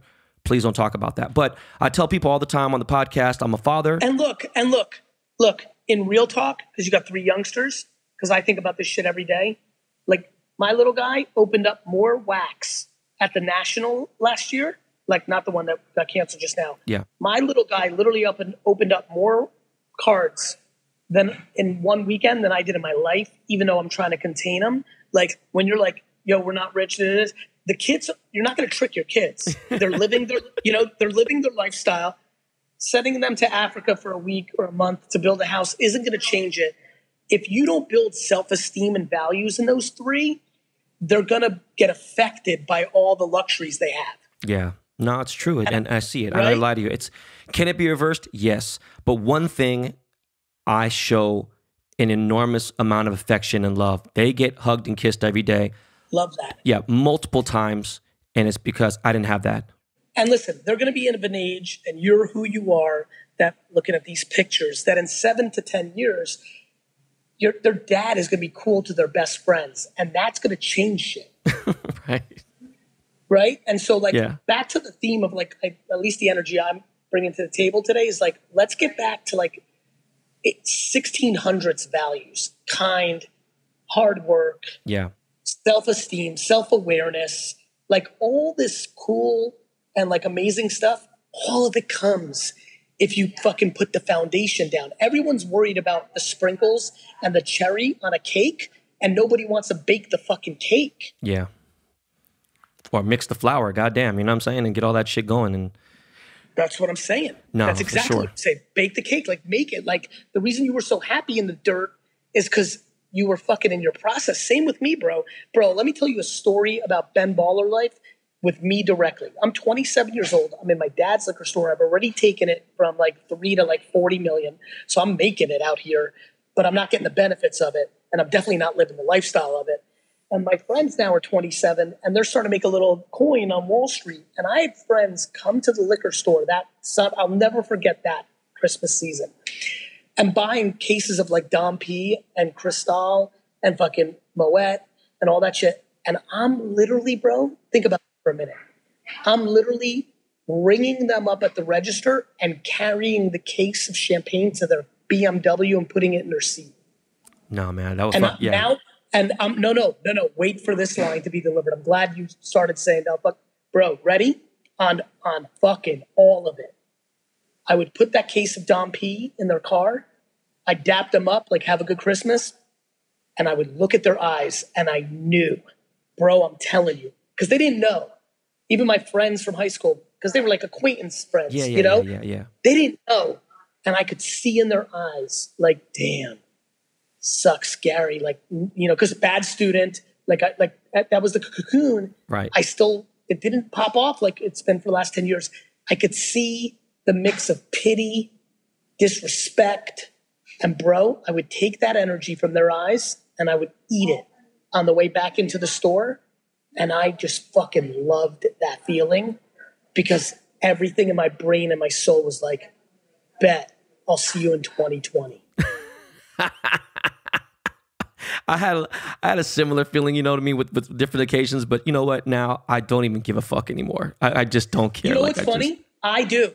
Ready? Notice how I do. Let me explain. This is back to the addiction of the process. Because I wasn't doing it to like show them and like stick it to them. There was no, like, the world's abundant. One of the greatest things I have is I cheer for all winners to win. Right. I want you to win. I want Maverick Carter to win. I want Scooter Braun to win. I want winners to win. I watch all my friends who are winners talk shit at dinner about other people. I'm like, what's the matter with you? You're winning. Not as much as that person, or you're worried that person's coming up and they're about to pass you. Like, if you worry about that, then build something. Don't sit here and talk shit about somebody. Go build.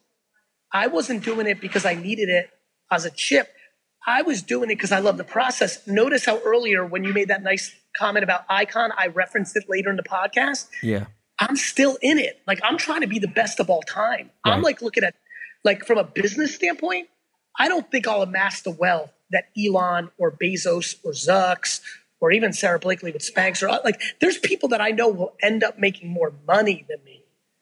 But I think I can be the greatest entrepreneur of all time because I gave the most back to the game. I also did my thing. I did buy the Jets. I won Super Bowl. Like, I got a lot to do. But like, I still right now, 44, bro, when people think I'm a motivational speaker, it's the same way I feel when people looked at me when I was putting cases in their car. Oh, Got it? Damn. I feel you. Got it? Yeah. I totally get it. And bro, let me say this. Just trying to, I already won. I already fixed the game. I'd like to be all that. I'd like to buy the Jets. But the fact that I'm just going to play it until I stop breathing, it's already a wrap. Yeah. And that's what I want for everybody, because that leads to fucking happiness. And what the fuck are we doing out here? I mean, have you ever met Elon before? Mm-mm.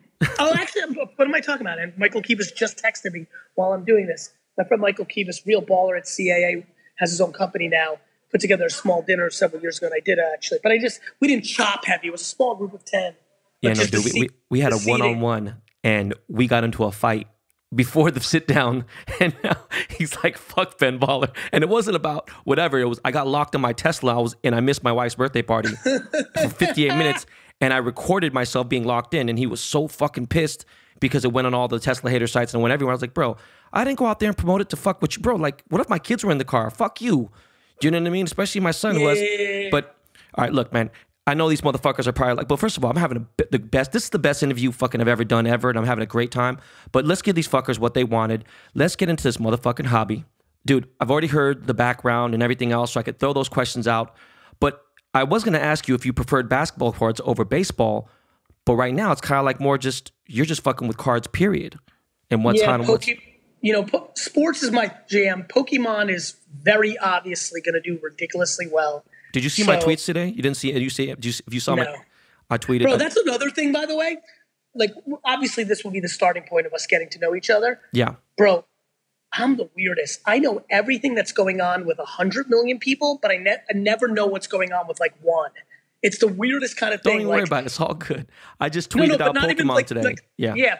So anyway, nonetheless, basketball and football, proper football, aka soccer, are like, and like, deep baseball prospects, that's where I get my juice from. Like, I really want to buy like 40,000 of a baseball prospect nobody's ever heard of 5 years early and like have it hit like Kenny Lofton did for me as a kid. So I'm looking for that replication, some deep Bowman, not like Wander Franco or Jason Dominguez, some like deep shit that nobody's ever heard of and then hit it hard like Cody Bellinger, who was like a 200th best prospect and then became Cody Bellinger. Right. But vintage basketball is like my obsession. I think it's unbelievably underpriced.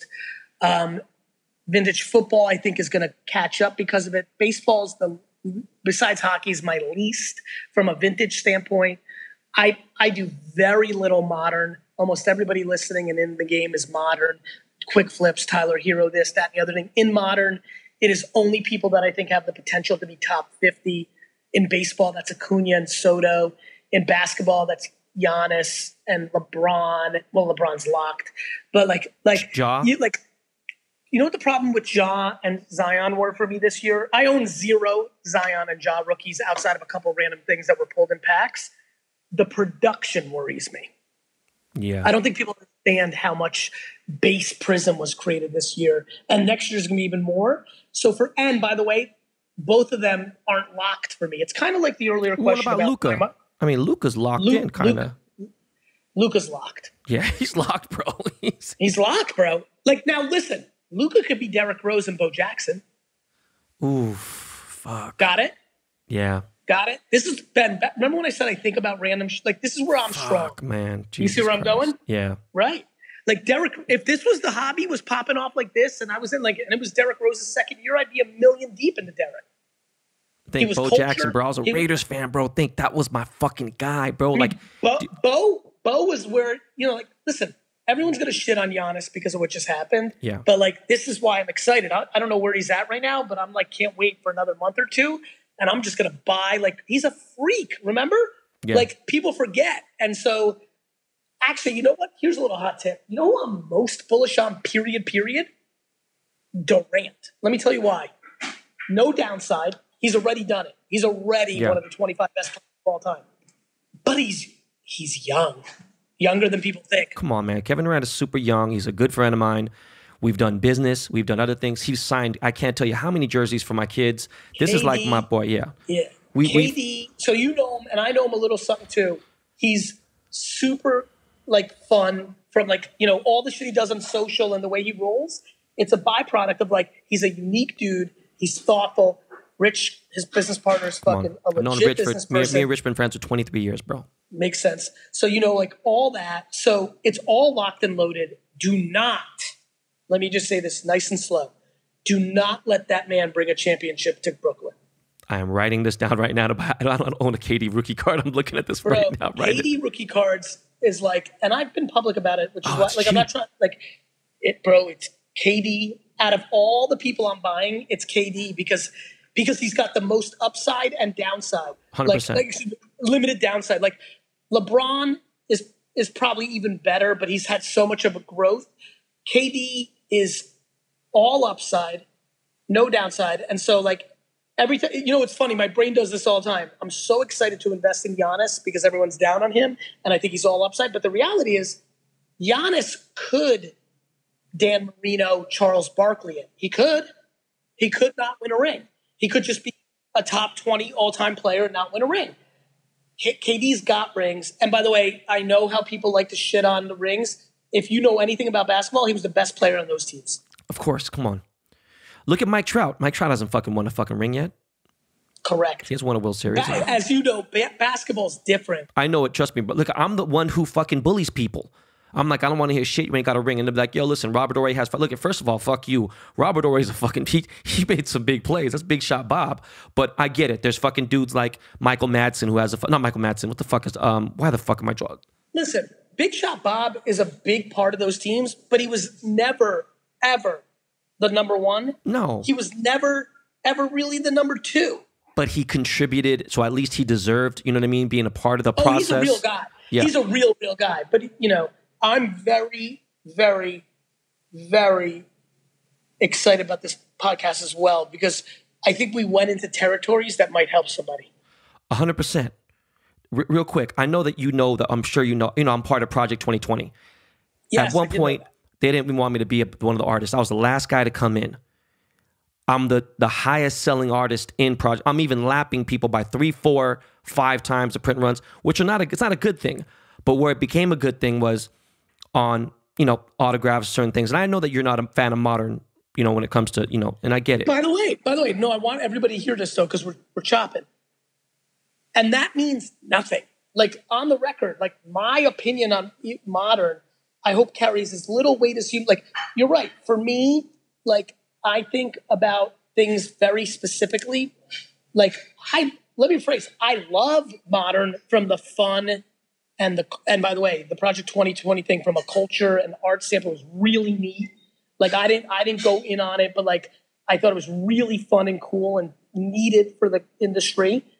I think that it was a great project.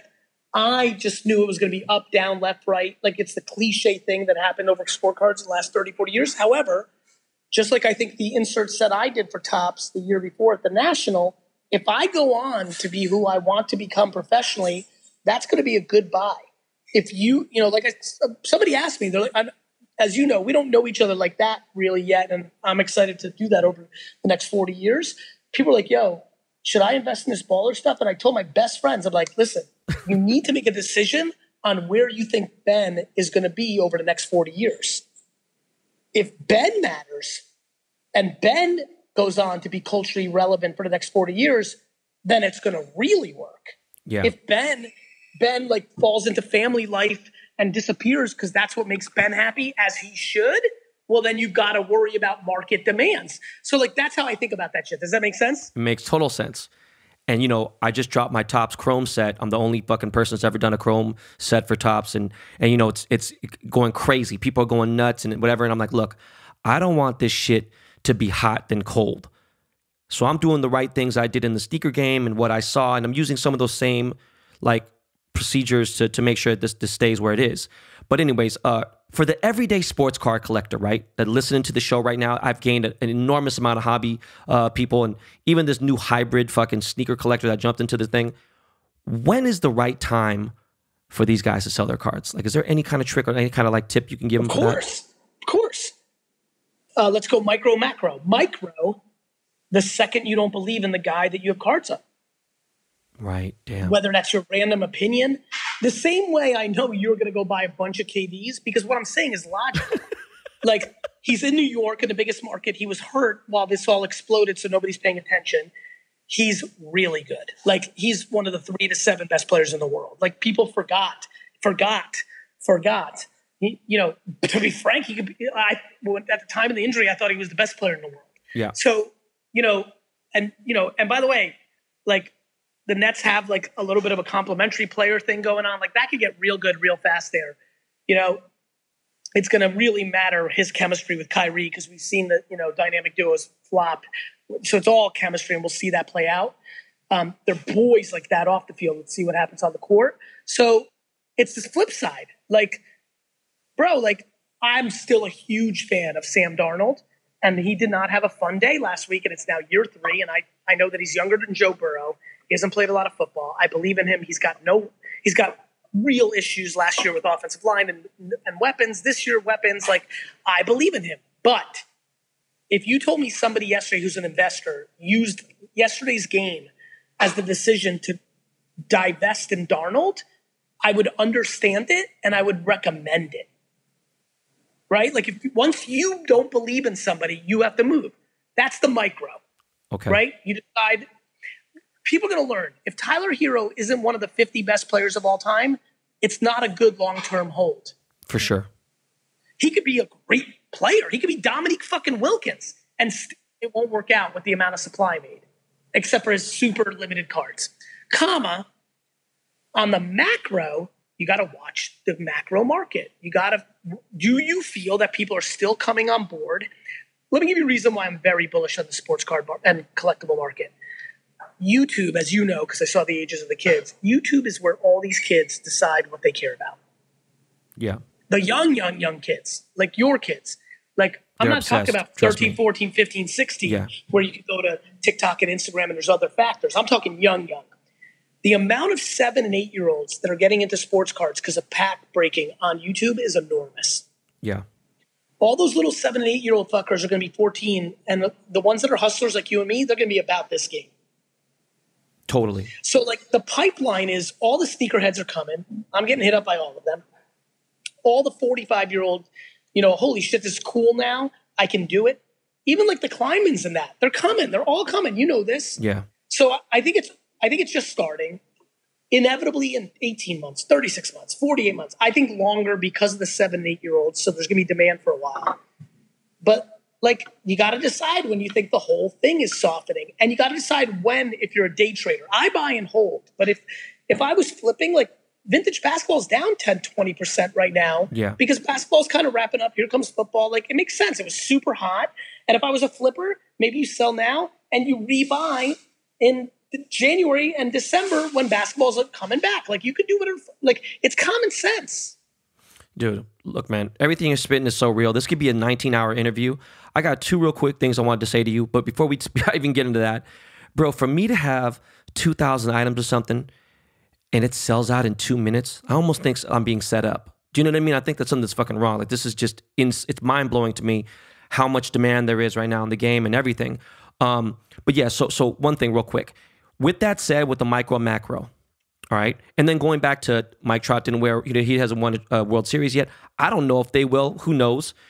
What do you think about my boy Vegas Dave, right? He sold his Mike Trout rookie Superfractor for $3.9 million. What the fuck does that person do with that card? With the 3.9? Yeah, the dude who paid $3.9 million. Like, does that card go to 5? Let me give you what I would do. If I bought it for 3.9, and that's not the kind of card I'm buying because I'm thinking so long term. So I'm buying a Wilt Chamberlain or Bill Russell or Jordan stuff. Like, that's where I would go. Right. But if I'm buying the Trout, I, Gary, feel comfortable. Here's why. And let me tell you why I don't feel comfortable. Let me give a different answer. The LeBron that was bought. That feels amazing to me. Right. Because I know that basketball matters in 25 years. Baseball concerns me. Wow. So the 3.9 doesn't scare me at all because if all the press that card got, it's like now the card. The press alone made that card worth more post it than pre it. Right? Yeah. No, you're right. Insane press. So that card becomes something in modern pop culture. So in 20 years or 30 years or 40 years, the next big, because this is the wave that happened in the mid 80s. And rest assured, in 2046, in 2032, in 2051, after a dip, this hobby, because it's been around for 100+ years, this isn't fucking Bitcoin, right? Is going to have a moment, and that 3.9 is going to be 11. Holy shit. Got it? Yeah. So for me, that's why I'm buying Dr. J. Like, I think basketball is becoming like the culture, the most important sport, the thing. And every kid that's 15 is more esports of basketball and soccer than they are even football, baseball, and hockey. So that's how I'm betting. I'm 44 years old. And what's going to be good at 66 when this comes back? Will this go for 5 years? Then it's quiet for 10, and then it comes back? Well, good. In 15 years, I'm only fucking 57, and I'm ready to fucking take the Jordan rookies I bought for $100,000 and sell them for $600,000 because that's how inflation, supply and demand works. Got it? Yeah. I mean, bro, that's great advice. And it's crazy because I haven't bought anything new except Bol Bol because I'm kind of like his uncle. I've been around since he was 13, and I just think he's going to get his moment. I do have a lot of faith in him. I just, but as far as vintage, I've always had a Kobe. I've had a Kobe rookie. I've had a Fleer, Jordan rookie. By the way, the Kobe Chrome right now, I haven't looked, but I know it's been down the last couple of weeks. I've been very focused on post. It's like 2,600, dude. No, that's the tops. The Chrome. The Kobe Chrome PSA 10. This card, damn. One went on September 11th for $9,900. There's a 96, 97 Topps Chrome PSA 10 Kobe that is right now hovering out at 11 to 12. It got up to like 15, 16. I'm obsessed with that buy right now. That's a good. Like That's the Kobe. I like that number too. I like 12. I like 11. Yeah, exactly. And I think that Kobe's a 50 spot in the next 20 years. And for me, a guaranteed 12 being a guaranteed 50 in the next 20 is exciting. It's a good return. I'm not mad at that at all. Correct. And unlike a stock or a piece of real estate that might go up better over that 20 years, I get to play with the Kobe. I get to hold the 10 of them. No, I get to show people. It's fun. For sure, man. The last question I ask every single guest who comes on my show, everyone gets it asked, and you kind of already asked me a question already, but is there anything you want to ask me? And you already have, so I feel like, man. That's cool. I'll ask something else. Let me ask this.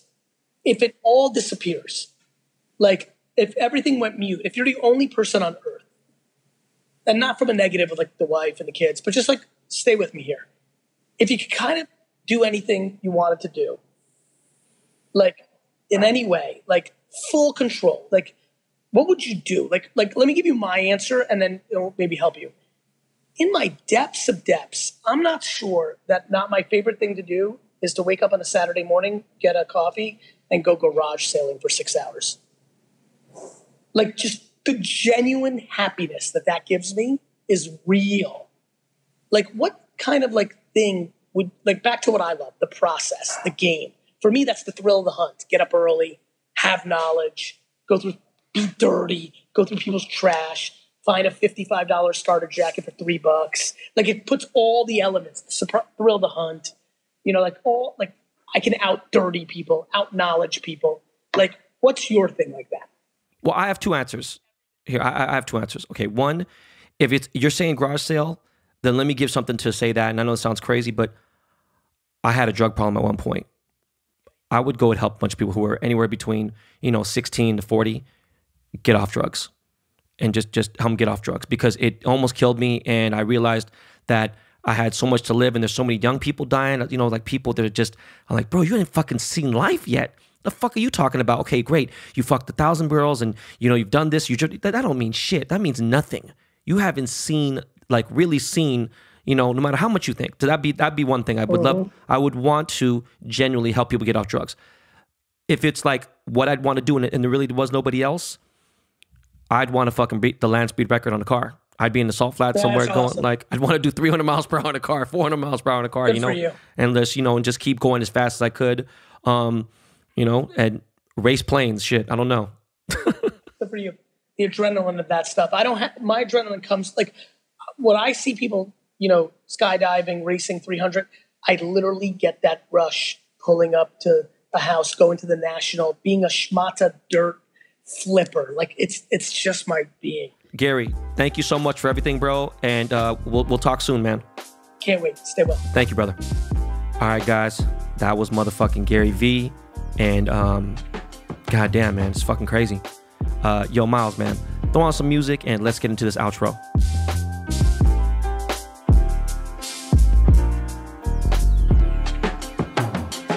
Yo, so we're back, man. Let's talk betting. All right, guys. Winning season returns at MyBookie. Winning season means doubling your first deposit. All right, guys. We went 8-4 last week, including Monday Night Football against the spread. That means we know what the fuck we're talking about over here at Behind the Baller Brain Trust. Okay? Get in on the action. Use promo code BALLER and double up your first deposit. New players get up to $1,000 in free play. That is designed to add more excitement to the sports you love and the games you bet on. All right? Time for our picks against the spread. And when I say lock, you better go bet now before the line moves, because the points are off to me. All right? You already know I came up on that Seahawks game last week. Thursday night action tonight isn't the easiest choice, but look, I'm going to go Bengals +6 over the Browns. All right? That's just a doo-doo ass game. I'm not going to lie to you. Okay? Sunday slate. Rams in a pick'em over the Eagles. That's a lock. All right? Panthers +9 over the Buccaneers. That is a lock. Cowboys -4.5 over the Falcons. Niners -7 over the Jets. Bills -6 over the Dolphins. Vikings +3 over the Colts. Packers -6 over the Lions. Giants +5.5 over the Bears. Jaguars +8.5 over the Titans. Cardinals -6.5 over Washington. I think that is a lock. Ravens -7 over the Texans. That's a lock. Chiefs -9 over the Chargers. And then Sunday night motherfucking action. Seahawks -4 over the Patriots. Fuck Bill Belichick. That is a lock. Okay. Then we got Monday Night Football. We got the Raiders. I like the Raiders +6 over the Saints. Okay. Bet with the best this NFL season for your chance to win big. Use promo code BALLER and double your first deposit at mybookie.ag.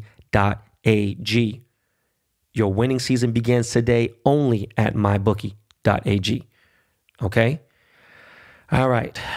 Now, on to the motherfucking hobby. Yesterday, I tweeted that I got an AP because my Bob Kitson card dropped and I got an AP, right? And a lot of the fools that know me and that, follow me, they thought I meant a watch. And I wasn't even thinking about a watch the entire time. I was like, yo, I finally got a fucking AP, which is an artist proof. And when I wasn't talking about a watch and I'm talking about some cards, the motherfucking hobby is back. So, yeah, my Bob Gibson is available for a sale. It's on sale until 10 a.m. tomorrow. So, look, this is a card that is never been super popular as far as the player. I'm sorry, Bob Gibson has never been super popular in Project 2020. That doesn't mean anything. I love this card so fucking much. It just is so clean. The pink on it, I really kept that OG format. You know what I'm saying? Just threw a little bit of my BBDTC sauce on there and, threw that vintage Missouri postcard. So it has an arch on it. I'm just showing St. Louis some love. Much love to St. Louis. Anybody from St. Louis on this podcast, let me know. Anybody really from St. Louis with a St. Louis address, send a fucking email to behindtheballerpod@gmail.com and I will send you a Bob Gibson card. By the way, I'm running a raffle. I'm going to give away a 14 karat gold Cuban link chain. The winner can choose white gold, rose gold, yellow gold. I'm going to pick the winner next week. Okay. All you got to do is buy one $20 base card. That's all you got to do. And as soon as you buy one, you are entered into the contest. All right. Now, you could buy multiples. The more you buy, the better your chances are. Okay. And again, yes, someone won the Cuban this week with the Tony Gwynn card. I gave a box away of BBDTC away for the Ted Williams. Doing giveaways for every single card up until Griffey. And that's when I'm giving away a $20,000 fully iced out Seattle Mariners S logo chain. It's going to be fucking crazy. Okay. Now, tomorrow or this weekend, I may drop 100 packs of my Chrome set. Again, I'm thinking about it, but if I do, just, obviously stay close to my Twitter or my IG stories. If I do, I'm going to drop it this time in silver autos, right? I dropped 100 last time for $111 each pack, and they were gold autographs. I'm going to do them for $100, and they're going to be in silver autographs. And look, the amount of insane heat that I've been seeing on Twitter and eBay is tremendous. There is a motherfucking Mike Trout 150 gold refractor autograph that is going to break a G easy. That shit's going to break a G ball, no problem. Like, it's crazy. Some of my die cuts are going for like 800. Motherfucking, I seen a Mookie Betts refractor, like a 199 refractor, like a 1 of 99, break 400 for my boy Ivan. I've seen other base cards hitting for like 150, 200. It's crazy, okay? So just know that my Ben Baller Topps Chrome boxes are blazing hot. Do not sleep. All right, guys, shit is really, like right now, that is the hottest thing in the hobby. Don't let anybody tell you shit. As far as modern cards, my Topps Chrome set is crazy, okay? So now, ladies and gentlemen, I need to let you guys know that I will be in San Francisco from October 1st to October 4th. I'm going to be all over the motherfucking Bay Area. I got to handle some business. I'll be there recording the podcast, of course. I'm going to be handling Ben Ball did the strain business. I'm going to be all over the fucking place. But it is the first time that I'm going to be in the Bay in 6 months since the pandemic started. And obviously, I'm going to be driving. So I have my motherfucking whip out there. I'm going to have my blapper on me as well. But, I'll be out there with my assistant. I'm going to be out there handling biz. And I'm excited. I hate fucking driving. But again, there's not really any options. I'm taking this shit serious. I'm going to treat it as if I was in LA. If I were to fly private, I'd still have to fucking get in a car service and all that shit. Like, fuck this. I want to be running around. And I'll get up to San Francisco. It'll be a 5-hour drive, even with the stop. Okay. So if you do see me in the streets of the Bay Area in SF or Berkeley or some shit, look, don't be mad if I don't shake your hand. We could do a little air pound or something. But yo, check it out. I'm doing a special City Attack drop only for the Bay Area. That is it. I'm doing a 1 of 10 Bay Area box. Okay. 1 of 10, and that's it. Inside this box, you will get a very super limited edition 41510 BBDTC white tee. Okay. I only made 12 of them. 10 are going in these boxes. 2 is going to me. All right. You get 1 of 30 blue autograph seal packs, BBDTC chrome packs. All right. There's going to be 3 packs in each box. Okay. You're going to get 3 packs, and they're going to be of 1 of 30 numbered in blue paint ink, right? Autographed, Ben Baller, brand new packs of BBDTC chrome. All right. So you're going to get 3 sealed packs right there. That's already over $300 motherfucking dollars all day long. The tee, come on, man. Super limited, and his tee is fire. All right. You get 2 BBDTC chrome autograph cards per box. Okay. You get to choose between the A's or the SF Giants. Okay. All autographs will be authenticated by Beckett Grading Services, aka BGS. All right. That right there, at least $600. You already know my autographs worth something, and I'm not really signing a lot of Topps Chrome shit. And it'll be the first stuff, the first autographs of any Topps Chrome that will be authenticated and have the sticker and the certificate and everything by BGS. All right. I'm going to throw in a BBDTC lighter. Okay. You're going to get a BBDTC sanitizer. And of course, I'm going to throw in some Ben Baller Did the Chain stickers. All right. But now here's the kicker. I will be giving these to each buyer personally. All right. In San Francisco. Right. I will be meeting 5 people on Friday the 2nd, and then I'm going to meet another 5 people on Saturday the 3rd. All right. I'm going to give each of you 15 to 20 minutes to chop it up. You could ask me anything the fuck you want to. If you don't want to talk, you want to dap, you want to just take a pic or whatever, cool. Please make sure you wear a mask. If you don't wear a mask, you're going to be talking to my personal assistant, and I need you to bring your ID to claim your purchase because we want to make sure there's no fraud and none of that shit, right? Each person, they're limited to 2 pics or 2 videos or something. I'd rather you guys, talk about shit. A picture's only going to take a fucking couple seconds, okay? I haven't done a meet and greet like this ever, okay? This is a special thing, so check it out. Like, when it comes to this, it's $1,000 for the secret box, right? For the special box. There's only 10 boxes. But how I look at it is the merch, like inside the box and the merch, that's free, okay? You're really paying for the conversation and the game and my time, all right? So understand, there might be 1 or 2 available, I think, as of recording this. I don't really know. I know that there was a bunch, and my assistant to get back to all the emails, and I know there was a bunch of emails, but who knows? Some people might not be available. I don't know what the fuck it is. And it could be sold out. I mean, again, I know we had at least 50 emails of inquiries last night and this morning. But again, the merch and the box is free. You are paying for the conversation and my time. Just go to bbdtc.com. And speaking of time, I am fresh out of it. All right, my voice is getting raspy and shit. Look, I want to thank you guys so much for tuning into this episode. I hope you enjoyed it. And if you did, please tell a friend to tell a friend. And please hit that subscribe button. All right, y'all. Always remember to make it a great day. And always remember, this is not your practice life. Yo, we are out of here. Yo, Lakey, man, appreciate you, bro. take us to the crib, my G. All right, y'all. Peace.